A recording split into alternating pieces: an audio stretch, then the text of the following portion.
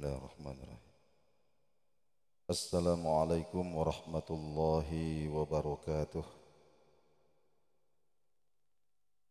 Alhamdulillah wassalatu wassalamu ala sayyidina Rasulillah Muhammadin ibni Abdillahi wa ala alihi wa sahbihi wa mawalahu amma ba'd. Ma'asyiral muslimin wal muslimat, sidang jamaah subuh. Alhamdulillah, subuh hari ini kita akan lanjutkan kembali kajian kita, kitab Qawaid Qur'aniyah. Alhamdulillah, Allah Subhanahu wa taala sampaikan kita pada kaidah yang ketujuh. Kaidah yang ketujuh. Kaidah yang ketujuh ini adalah petikan dari surah At-Taubah ayat 90 sampai 93.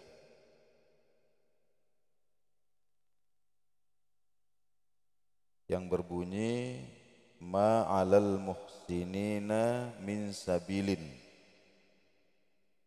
Ma'alal muhsinina min sabilin.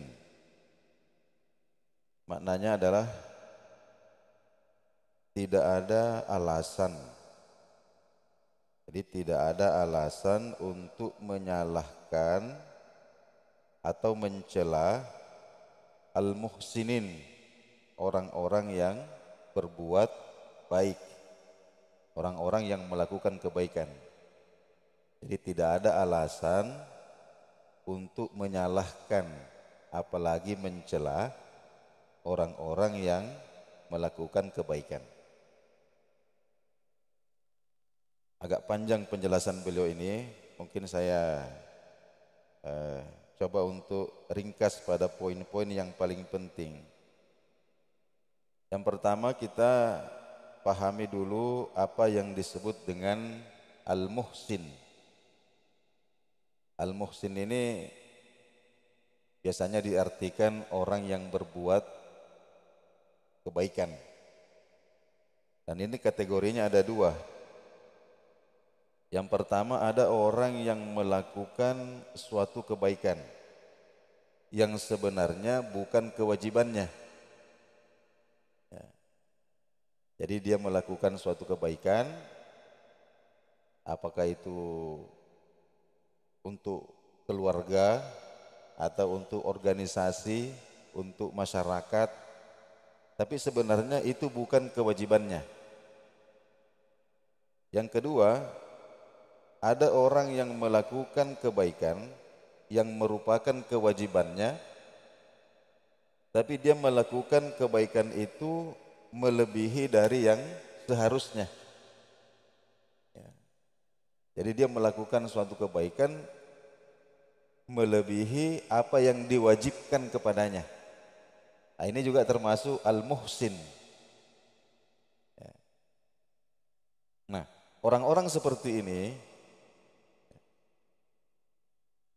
ketika kemudian melakukan kebaikan, lalu kemudian terjadi kesalahan atau ada kekurangan,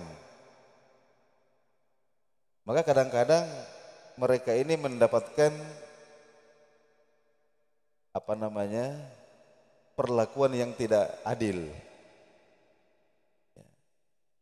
Kadang-kadang mereka ini bukannya diapresiasi, tapi malah disalahkan atau dicela.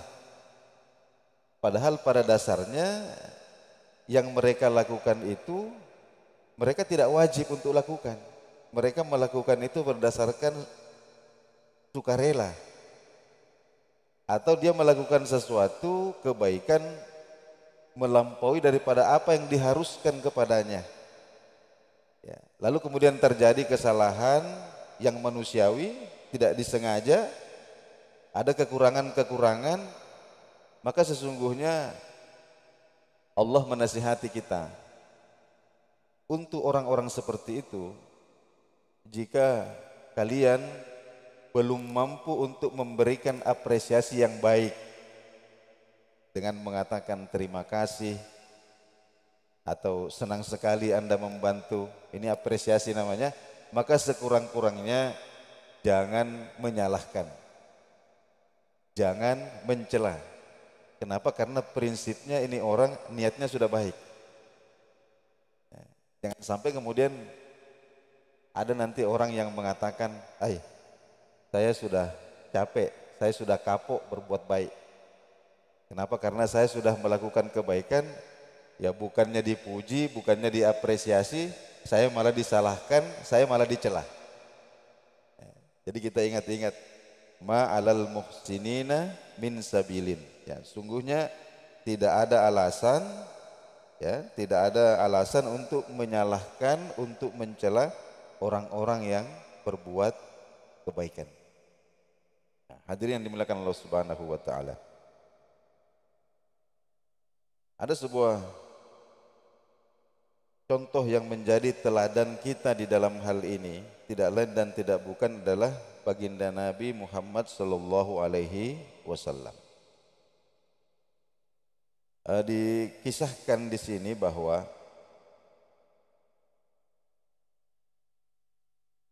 Nabi sallallahu alaihi wasallam pulang dari suatu peperangan, perang Khaybar. Ya, Khaybar itu nama benteng Yahudi, itu komunitas Yahudi yang paling besar yang hidup di dekat kota Madinah. Mereka punya benteng. Itu pernah melakukan perjanjian damai dengan Nabi Shallallahu Alaihi Wasallam. Kemudian ternyata ya, mereka mengkhianati perjanjian itu sampai kemudian Nabi memerangi mereka sampai ditaklukkan. Nah, pulang dari perang Khaybar itu malam hari, perjalanan ditempuh malam hari. Sampailah kemudian di tengah malam, ya, rombongan ini mengalami keletihan, kelelahan. Akhirnya baginda Nabi Shallallahu Alaihi Wasallam berinisiatif untuk istirahat. Mau istirahat ini sudah tengah malam, sudah tengah malam. Akhirnya baginda Nabi Shallallahu Alaihi Wasallam bertanya, siapakah di antara kalian yang bersedia untuk membangunkan kami di waktu subuh? Ya. Siapa di antara kalian yang bersedia untuk membangunkan kami di waktu subuh? Jadi Nabi tidak mewajibkan, Nabi tidak memerintahkan bilang kamu bangunkan, tidak, tapi meminta kerelaan. Karena ini bukan kewajiban. Siapa di antara kalian yang bersedia untuk begadang, tidak tidur malam ini supaya subuh nanti bisa membangunkan kita? Akhirnya seorang sahabat Nabi yaitu Sayyidina Bilal kemudian mengacungkan tangan, ya Rasulullah, saya siap, saya bersedia. Akhirnya rombongan ini kemudian istirahat, tertidur. Nah, Sayyidina Bilal ini kemudian beliau sholat tahajud sambil menunggu datangnya fajar. Apa yang terjadi? Nah, ternyata mungkin beliau ini capek juga, beliau ini letih juga. Akhirnya ketika sujud itu ya, tersungkur, tertidur juga. Ya, tidak bisa ditahan kantuknya. Ya, tertidur juga beliau. Akhirnya waktu subuh terbit, tidak ada yang bangun. Sampai kemudian matahari mulai muncul, belum ada yang bangun. Waktu subuh berlalu, belum ada yang bangun. dan tidak ada yang membangunkan mereka kecuali panasnya matahari. Di matahari sudah panas baru bangun. Mananya apa? Ya, waktu subuh habis. Jadi baginda Nabi dan para sahabat yang lain itu ketiduran sampai matahari panas. Jadi Nabi SAW pernah ketinggalan sholat subuh, tapi satu kali saja. Satu kali saja. Nah, ini nanti banyak sekali hikmah-hikmah, bahkan hukum-hukum fikih.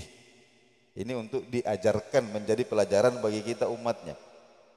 Nah, jadi nanti matahari panas, kira-kira mungkin jam 8, setengah 9, ya, baru Sayyidina Umar bangun.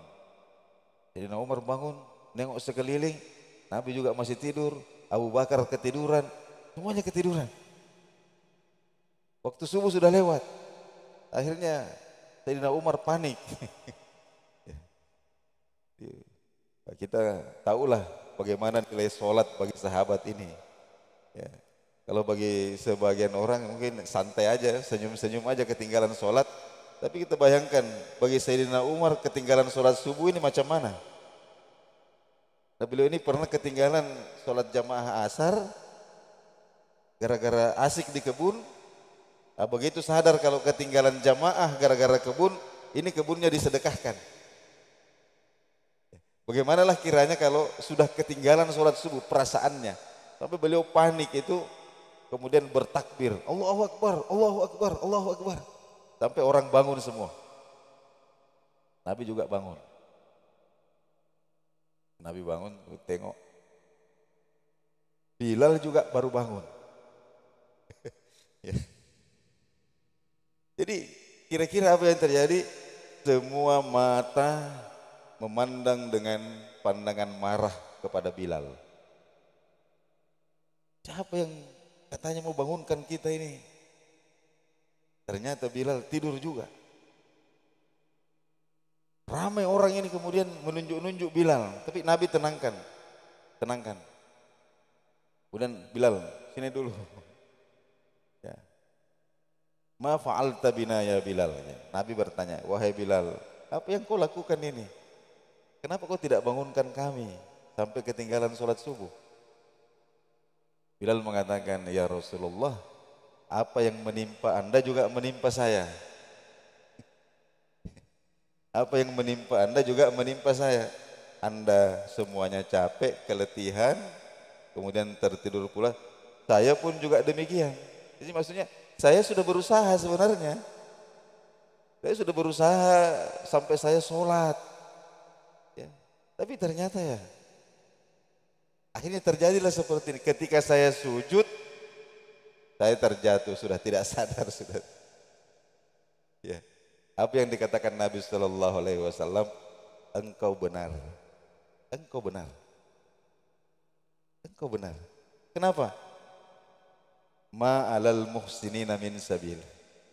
Tidak ada alasan untuk menyalahkan, apalagi mencela orang-orang yang sudah niat bahkan berusaha untuk melakukan kebaikan.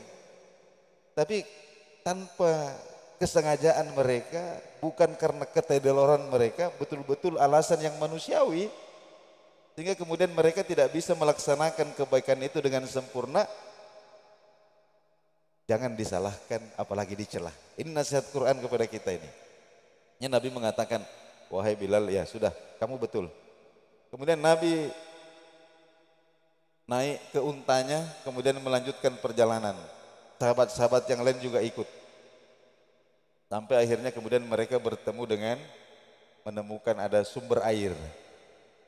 Ada sumber air. Ketika itulah baginda Nabi SAW kemudian turun. Beliau mengambil air wudu. Sahabat-sahabat juga mengambil air wudu. Dan yang diceritakan dalam hadis itu, Nabi SAW masih sempat menunaikan qobliyah subuh. Matahari sudah panas. Nabi masih sempat menunaikan qobliyah subuh. Saking pentingnya qobliyah subuh itu. Sampai sudah ketinggalan saja itu masih ditunaikan. Ya. Setelah itu kemudian Nabi perintahkan untuk iqamah. Setelah itu beliau dan rombongan sholat subuh berjamaah, ya kira-kira jam setengah 10 atau jam 10 pagi. Sholat subuh berjamaah. Nah, setelah itu kemudian Nabi salam, assalamualaikum, assalamualaikum. Setelah salam, Nabi menoleh kepada para sahabat, lalu kemudian beliau bersabda, diriwayatkan dalam Sahih Muslim, man nasiya salatan aw nama anha fakaffaratuhu ayyusalliyaha idza dzakaraha. Siapa yang kelupaan salat, aw nama anha atau ketiduran sampai ketinggalan salat, fakaffaratuhu maka menebusnya adalah ayyusalliyaha idza dzakaraha. Segera sholat ketika mengingat. Ketika dia ingat, oh saya lupa sholat asar, maka seketika itu juga sholat. Atau ketika bangun jam 11, ketiduran jam 11 siang, ketinggalan sholat subuh, begitu bangun sholat. Nah, ini fikihnya.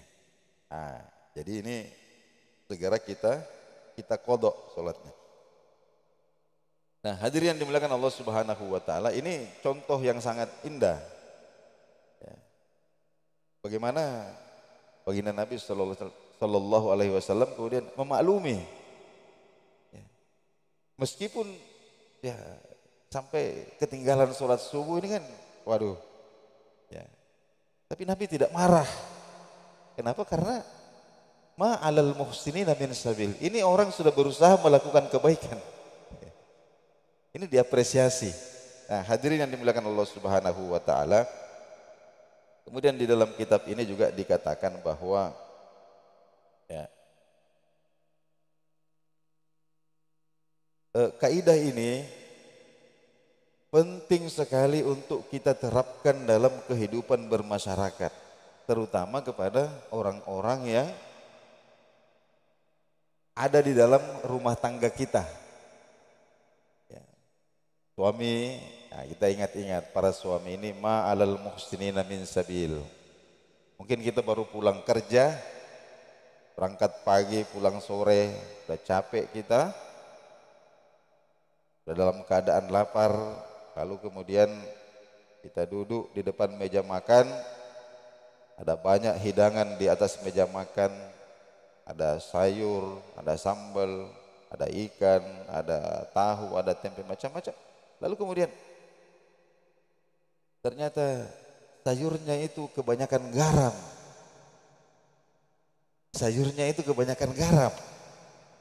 Ini kadang-kadang kalau kita tidak memahami ini kaidah ini, langsung naik emosi kita ini. Ya, naik emosi kita ini. Apa ini sayur banyak sekali garamnya? Sudah tahu saya tekanan darah tinggi, sayurnya banyak sekali garamnya. Tenangkan diri kita dulu. Ya. Kita harus membayangkan bahwa mamanya anak-anak ini sudah berusaha untuk melakukan yang terbaik. Barangkali untuk membuat semua yang ada di atas meja ini, istri kita itu berdiri di dapur mungkin 2 atau 3 jam. Kemudian ikannya enak, tempenya enak, cuma ada sedikit masalah di sayur, kebanyakan garam. Ya. Lalu kenapa kemudian kita hanya fokus kepada sayur yang kebanyakan garam ini, lalu kemudian kita tidak adil. Padahal ternyata yang lainnya ini masih enak kita makan ini. Ya, ini kita ingat-ingat ya, ma alal muhsinina min sabil. Ini orang sudah berusaha berbuat baik. Ini juga sering terjadi dalam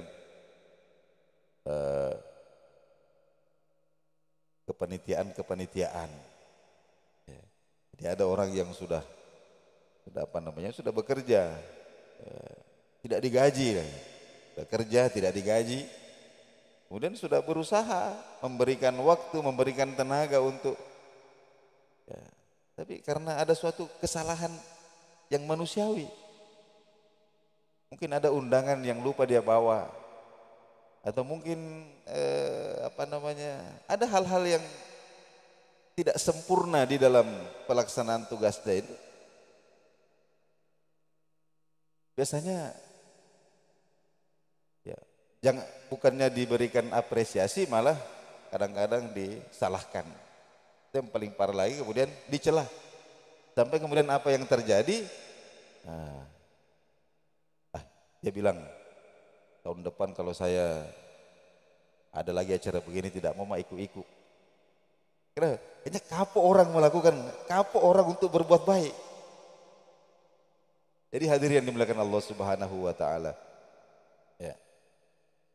Ada orang yang seandainya itu di apa namanya? Dilakukan general check up pada dirinya itu, maka minimal akan kita temukan 10 penyakit. Paling ringan itu tekanan darah tinggi sama diabetes. Kenapa? Karena ini orang ya ingin menjadikan semua yang ada di sekelilingnya ini sempurna. Ada karakter orang itu perfeksionis.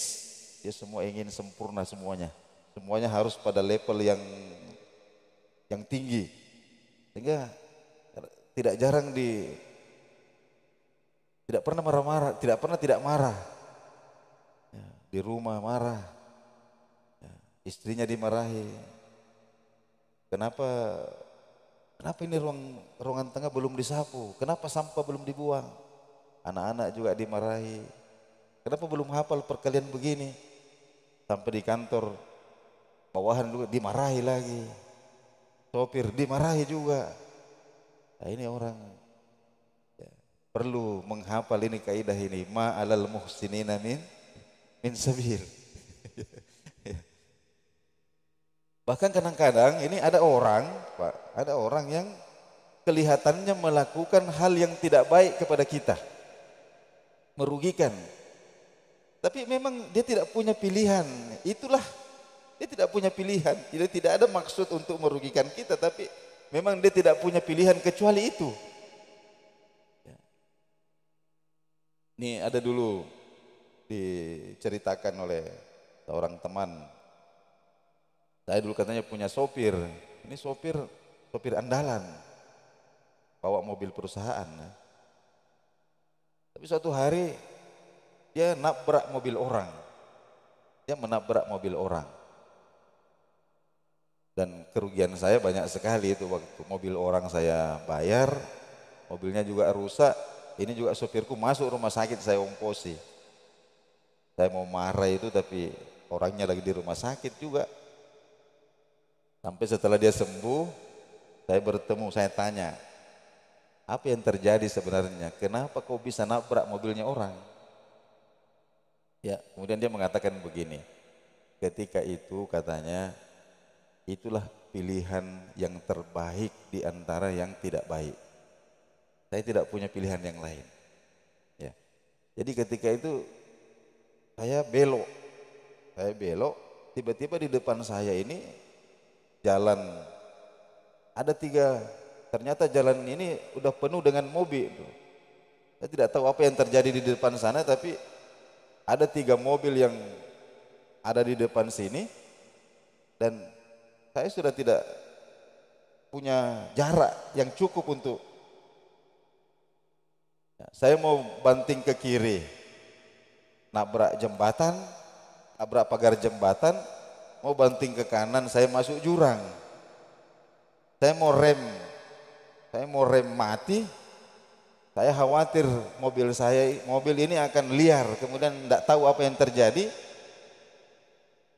Jadi apa yang saya lakukan, saya berusaha untuk menurunkan kecepatan mobil selambat mungkin. Lalu kemudian saya tengok 3 mobil di depan itu, saya pilih mana mobil yang paling murah, lalu saya tabrak. Jadi saya pilih mobil yang paling murah, lalu saya tabrak. Jadi karena memang dia tidak punya pilihan lagi. Ya. Jadi kadang-kadang ada orang yang mengecewakan kita bukan karena dia jahat, bukan karena jahat. Ini kita harus membedakan antara orang jahat dengan orang yang bersalah. Nah ini dia. Ya. Kalau orang melakukan kesalahan, nah, kita lihat ketika kesalahan itu dilakukan, ya bukan karena keteledoran dan dia sudah berusaha untuk berbuat yang baik, maka gunakanlah apa yang diajarkan Allah kepada kita ini, ma'alal muhsinina min sabil. Tidak ada alasan untuk menyalahkan apalagi mencela orang-orang yang sudah berusaha untuk melakukan kebaikan. Nah, hadirin yang dimuliakan oleh Allah Subhanahu wa taala, kira-kira itulah inti daripada kaidah yang ketujuh ini. Mudah-mudahan ini bisa kita latih hati kita, latih diri kita untuk kita terapkan dalam kehidupan kita sehari-hari, terutama orang-orang yang dekat dengan kita. Kita apresiasi kebaikannya meskipun banyak kekurangan. Kalau kita tidak bisa memberikan